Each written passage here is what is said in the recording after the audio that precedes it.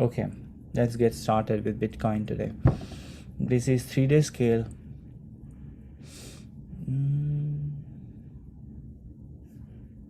Right. So this orange level, I removed all the resistance or support, I would say. Now they are not needed. We'll see if there is a requirement, but this is out of the jungle. I said out of the mess last couple of days ago. Now this is a big relief. If you can see, I mean, I think just a recap from previous sessions.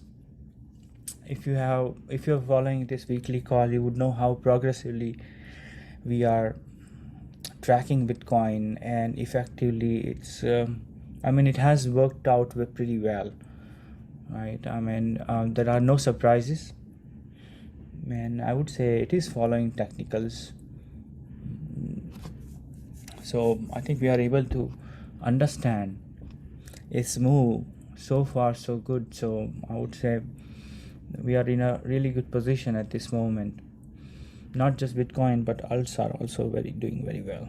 And last week I said those if the alts are not doing well, don't worry. I mean, some alts would do well in a specific week, and other will doesn't get started with the move some other week.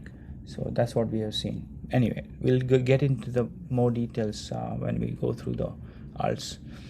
So as far as Bitcoin concerned, see, this is this head and shoulder, as I said, was invalidated long ago when this bounce happened, right?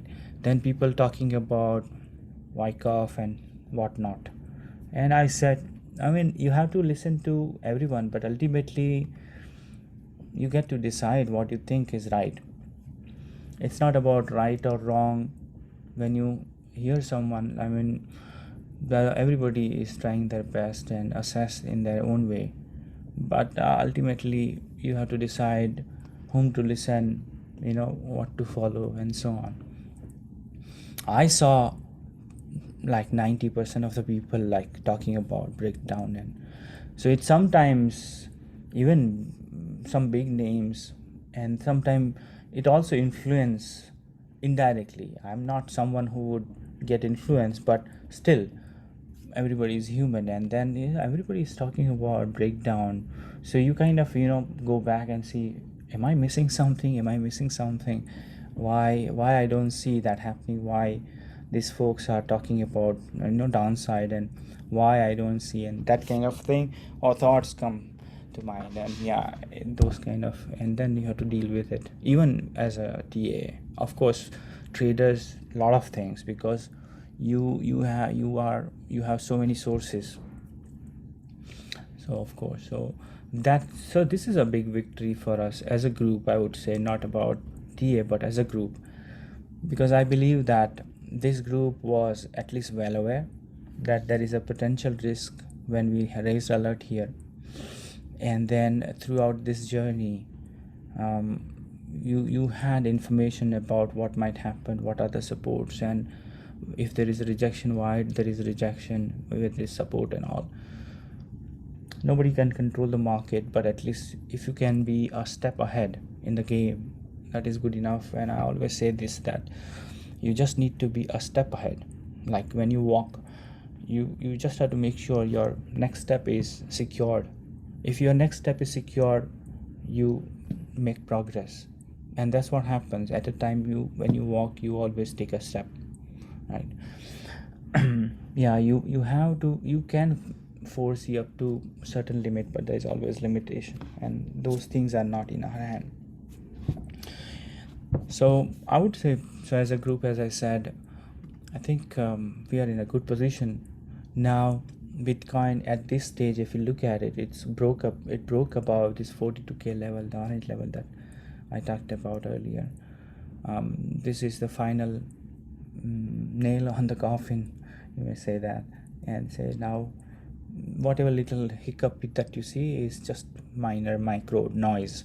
It's not going to hurt what is happening at a macro scale. Another thing is, I would admit that I didn't think that consolidation will go on for such a long time. So that I would say, again, something which is beyond anyone's control. um, this could have gone up from here, but you see this, from I think from June I was thinking that this move could have actually, you know,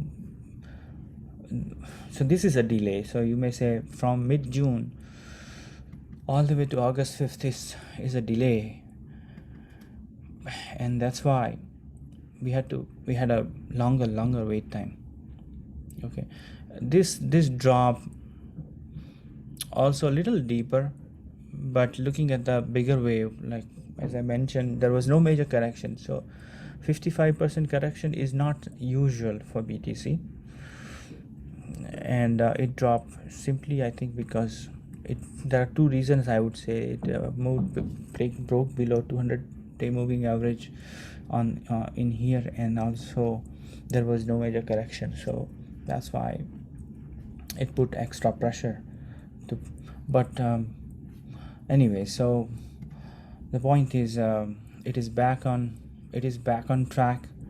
The uptrend was never broken, and sometime when you hear about lower level, are those people who are not able to buy, who are like left out, who are not, because I have seen that when someone asks me, this is a very important point, by the way. People ask all the times wrong questions. They ask what is the right level or good time to buy. Either they talk in price or in terms of timing, and I say neither. The question is totally incorrect, or I would say inaccurate. That's not how you ask. The way you have to ask it, or the question that you have to ask is, okay, now Bitcoin is, let's say, here. It's not about whether it's a good time to buy or it's a good price to buy. You have to see, what is my risk if I buy here? That's the right question. Then I would say, you know what, then your risk is so and so. If you are here, then you can say, okay, if I buy here, what is my risk, right? So risk in terms of percentage loss. Then you can say, okay, you know what, so for an example, now it went up, right? Now for some reason this is also good bounce, but this is the final hurdle, as I said, third stage. Let's say in a worst case scenario, a remote possibility that it touches here and then somehow fails, and then it starts dragging, coming down, which is a possibility, right? Right now the probability is very low, but the possibility, yes, why not?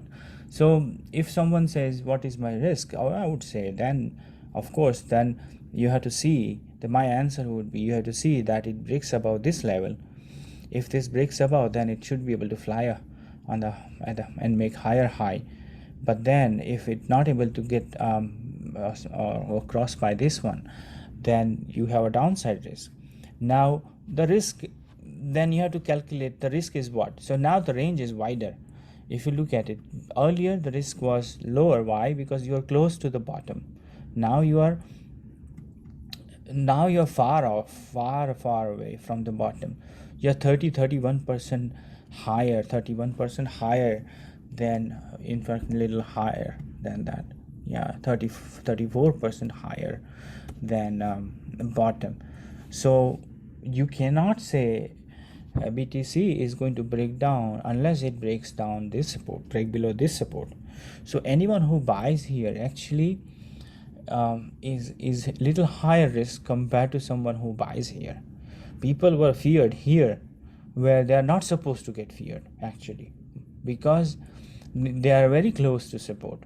What they had to do is, of course, it's not a consulting, but as I say, people ask wrong question, and they are not looking from a risk point of view. They are looking from the situation point of view. Here the situation was bad, but the risk was lowest. Here the situation is good, but the risk is higher in terms of percentage. This is counterintuitive but true. See, there are two aspects. One is the probability of going down, and another is the percentage. right? This has to be understood very well. The probability means chances of such occurrence or event. Here, the probability of going down was higher.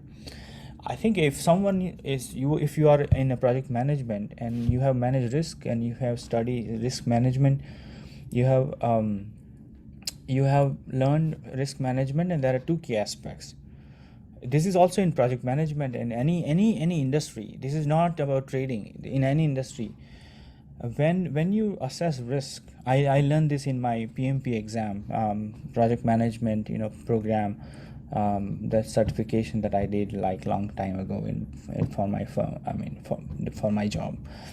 In there I learned this one, that when you assess risk, there are two things you assess. One is the probability and impact. Okay, how severe it is, so low, medium, high kind of. Here the same thing, because this is also about risk. So when you are here, when you talk about the probability of going down is higher. And by the way, so you multiply probability with the impact, right? So let's say probability is measured from 1 to 10, and your impact is also measured from 1 to 10 scale. 10 being the lowest probability, 1 being the lowest probability, 10 being the highest probability, and impact wise, the 1 being the lowest impact and let's say 10 being the highest impact. And you multiply probability into impact, and whatever is the product or a number that you get is your risk assessment or rating, I would say. So when your risk is highest, when the probability is highest and the impact is highest. Okay, when of course, so basically that's, and when the probability is lowest and also risk is lowest, then that kind of then the probability risk is lowest. So when the probability is lowest and the impact is lowest, then risk is lowest. So that's how the risk management or risk assessment happens, not management but assessment, right? So if you are at 29K, so what is the risk here? The probability is of going down is highest, right, because it's very close. However, the impact is lowest, provided the why impact is lowest, because you're going to get out of the trade. That's why the impact is lowest, because percentage drop is lowest here. Here the probability of going down is low. Here it's lowest, above 49K, and here is low, but right. So basically high probability towards lowest probability, highest to lowest. So this is highest probability and this is lowest probability, and you are somewhere here, right? And then the impact is high, because 34%, right, compared to couple of percent here. So if you multiply probability and impact, taking a trade here has a higher risk than taking a trade here. I hope it makes sense, right? So I didn't plan to explain this, but it just occurred to me, because many times this is very important point and people miss out this. People get excited over here and try to buy a lot here, and I would say this is the time where you buy a lot, and this is the time where you buy a lot. This is the time where you increment. Maybe if you are here, then you can buy a little and start, and then you add more and so on, right? So that's the right way to do in terms of probability and impact point of view. Okay, so that's a little talk on risk management. Okay, right. So as far as TA is concerned, you may draw this line as well, and then you can say, see, beautiful. Actually, I didn't think, I saw that today morning. I didn't see this one. I didn't look at the chart at all. Actually, I just logged in. Briefly, I just posted but I didn't assess. So look at this one, right? It's a perfect alignment, and it explains why it has paused here, right? And you see here, this bounce is good, but it can go down from here, right? This is a nice breakout, as I said, no doubt about it, but this is a hurdle, this is a resistance. So earlier resistance was at this level, now this is the next higher level resistance, and then this is the level from my calculation point of view, but this is from a trend line point of view. See, you can calculate resistance from different methods, and my calculation wise, you saw how S1 S4 to all those support worked well, right? And but this is a simple method where you draw a line and say, okay, see the reaction here, right? Now if it has to go down, it could go down from here on, and then go down here and make a make a descending triangle. I'm not trying to spoil your mood, okay, but I'm a TA, so I got to show different scenarios.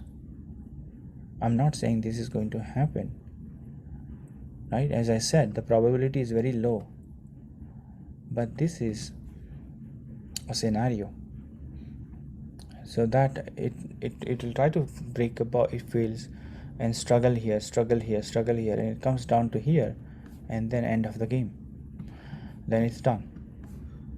If it comes down here, like after this, remember my word, then it's done.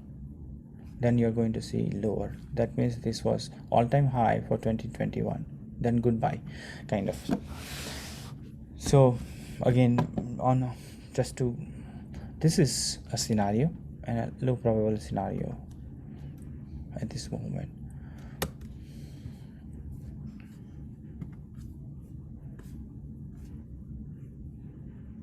But this is still a valid point, that this is a resistance and it must break above, right?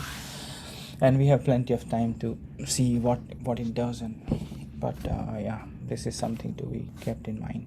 So until it breaks above this one, this is the final hurdle. As I said, I know everybody was talking bearish, and I was not talking about lower level, and now everybody is talking about but I'm not talking about breakdown, but I'm not talking about 100k either. What I want to see this Bitcoin to break above this 49,350 level.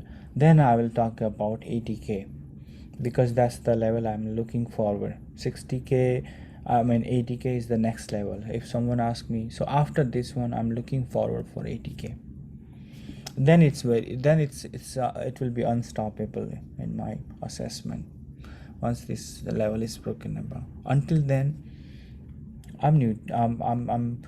Of course I'm bullish, but I'm watchful. For me, this is the condition, this is a requirement, right? So I think that is also, so we covered potential downside scenario. We had to talk about it, we cannot just ignore it, but the weightage is very low, very, very low at this moment, right? Okay, I'm going to keep this simple orange line. I think it makes sense for now. Let's go higher level, and maybe without drawing. You see, nice back-to-back weekly.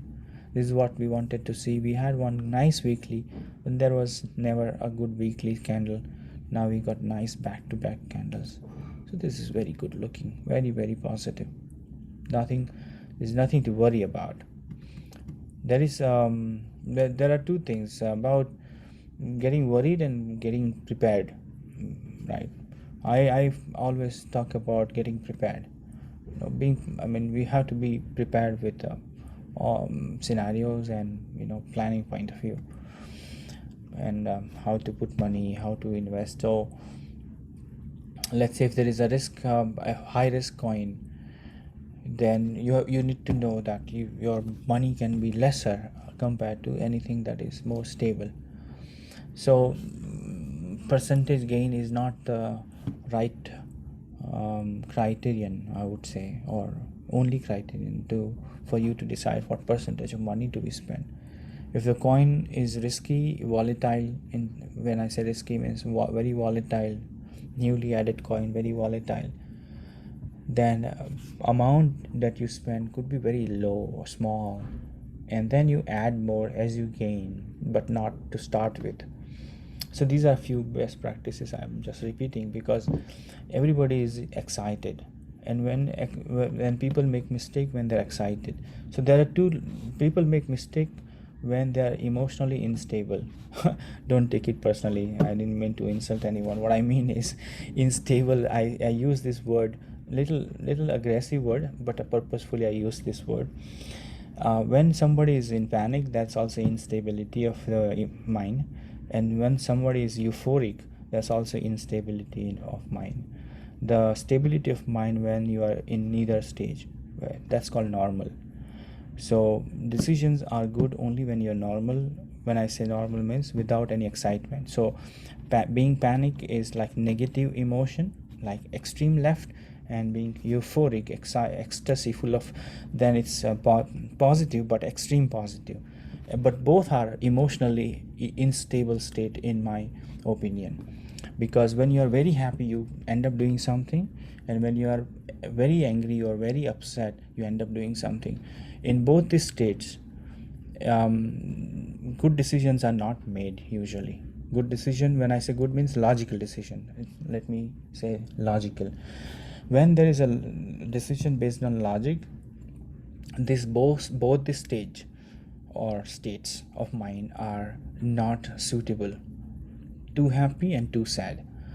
When you are neither of these two, then the logical decisions are good. And in trading, you need logical decisions only, no emotional decisions. So let's not mix up with this any other personal decision. I'm talking about logical decision only, right? When you have to do business deal, for an example, you cannot just never do any deal when you're super excited or super sad or something. When you're neutral, then it's the best way, because that's where logic works at the best level in my experience. So people right now are super excited, and that's where they make mistake, and they put a lot of money, and that's how they lose money, right? So I think I'm not talking, so don't misunderstand me. I'm not saying traders should not get excited. There are two things. You should be super excited. What I'm saying is a little different. What I'm saying is, when you're super excited, that's fine, but don't take decision when you're super excited. You know what I'm.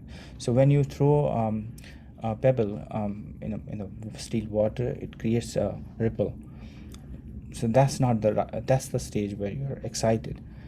Let it settle, and then that's the moment where you plan. So excitement is good, positive excitement is good. Why not? I mean, if you're gaining, it should be excited. So that's not I mean. What I mean is, don't take decision when you're super excited. Anyway, so that's also some very important point from decision making point of view in my experience, because that's where people put a lot of money and in a wrong coin. The proportion of percentage amount you put is very important for different coins, so Bitcoin should deserve your money. So maybe coin is pumping hard doesn't mean that it deserves more money.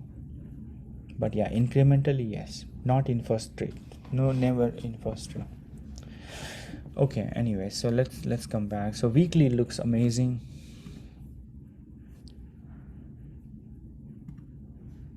Monthly also, look at the monthly, and this is just a beginning of the month. Last month was awesome, right? So there's nothing to worry about it at this moment. Super good. I mean, super awesome. Right, so monthly is also good.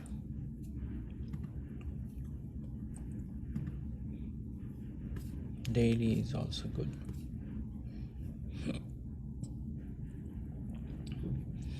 So I think this is good enough for Bitcoin, and I touched base some two important aspects. One is about emotional state of mind, and another is risk assessment, not management but assessment, how you assess risk considering the probability and impact.